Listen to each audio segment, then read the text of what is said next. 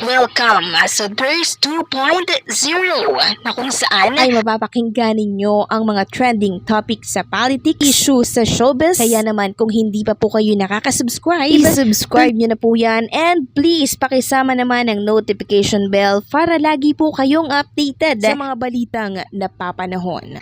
So ayun, welcome back again sa ating YouTube channel mga Kadabarkads. So unahin nating pag-usapan itong inilabas ng Itbulaga as of Monday, November 4, 2024. Ang total cash prizes na ipamigay ng Itbulaga ay tumataginting na 225,000 pesos. Total of 40,000 pesos para sa therapy. Total of 90,000 pesos para naman sa sugod bahay. Total of 5,000 pesos para sa Birch Tree Epi promo. Total of 70,000 pesos para naman sa GB5. Total of 20,000 pesos para sa bowel judgmental kaba. Kaya naman ang kabuuan po ay 225,000 pesos. Samantalang, alamin naman natin kung ilan po ang inilabas ng It's Showtime ngayong kanina, no? November 4, 2024. 65,000 pesos lamang.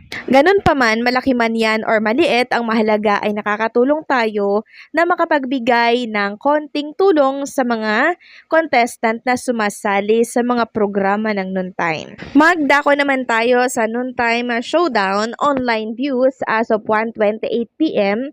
11/4/2024.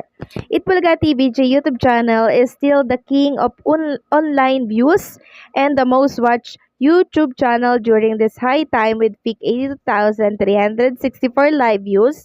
Partida 2 million subscribers pa lang yan.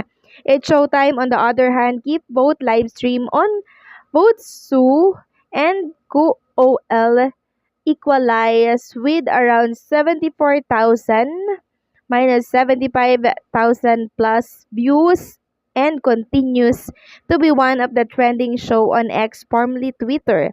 Meanwhile, TV5 Kapatid YouTube channel, also streaming Itbulaga with only 2 million subscribers, keeps a large lead of 32,000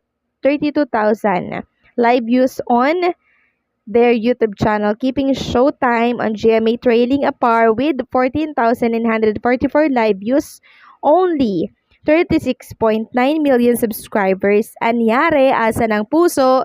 Ayon, wasak. Break it down, yo, mic drop LM. Salamat sa iyong updated na online views kanina. Samantalang ang Kapatid Insider naman na meron pong koneksyon sa TV5 ay naglabas ng statement sa kanilang Facebook page para po i-correct itong mga kumakalat na maling balita tungkol sa Itbulaga. Sabi dito, fact check, walang katotohanan ang kumakalat na impormasyon na muling mapapanood ang noontime show na It's Showtime sa TV5. Sa kasalukuyan, ang Itbulaga ang napapanood sa Kapatid Network bilang katapat ng nasabing program. So ayan, fact check tuloy ang nagkakalat ng maling impormasyon. Saan ba galing yan? Walang iba kundi kay Procnoy. And kahapon pa lang, naitama na po natin ang tungkol dyan na hindi aalisin ang Itbulaga sa TV5 dahil long-term agreement ang usapan po nila dito. Hindi 5 years, 10 years, or 15 years, long-term pang matagalan, ika nga po nila. Samantalang pag-usapan naman natin ang tungkol dito sa isang direktor na di umano ay nag-back out sa isang show ng naturang network. So, sinong direktor yan at anong network? Sabi nga dito sa inilabas na headline ng PEP, Rico Gutierrez, Enzo Williams, replace, pinalitan po si Mark Reyes and Sangre. So, anyari? Yan ang katanungan ng mga kababayan natin. Sabi nga dito, ang award-winning director na sina Rico Gutierrez at Enzo Williams ang mga bagong direktor ng Encantadia Chronicles, Sangre. Ang Sangre ang upcoming fantasy drama series ng GMA7 na pinangungunahan nina Bianca Umali, Angel Garjan, Kelvin Miranda at Faith Da Silva. So ayan po sila. Sila po yung gaganap ng Sangre na paulit-ulit na lamang po, no?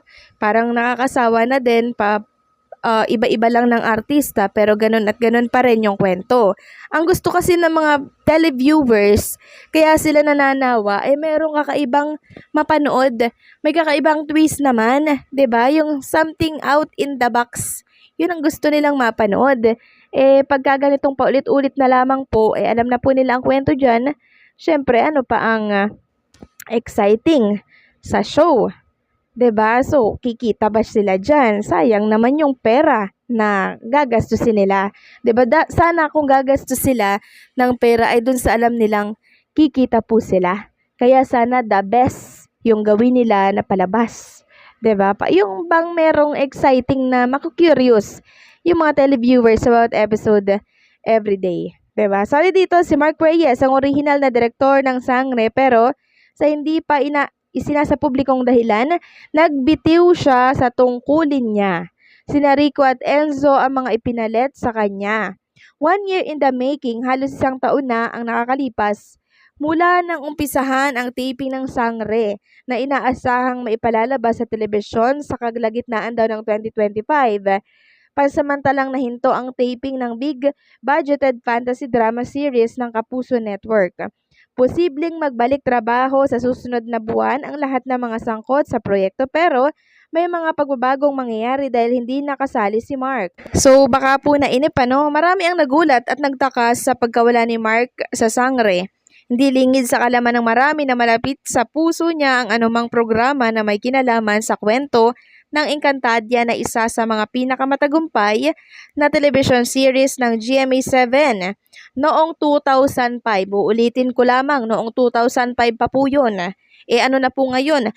2024 going 2025 na. Syempre, nagbabago po ang taste ng mga televiewers. 'Di ba? So, ngayon ba, magtatagumpay pa rin ba ang show na yan once na binalik nila? Ewan ko, tingnan natin. Kasi, pabago-bago po ang taste ng tao. 2005 pa yan matagumpay, ngayon 2025 na.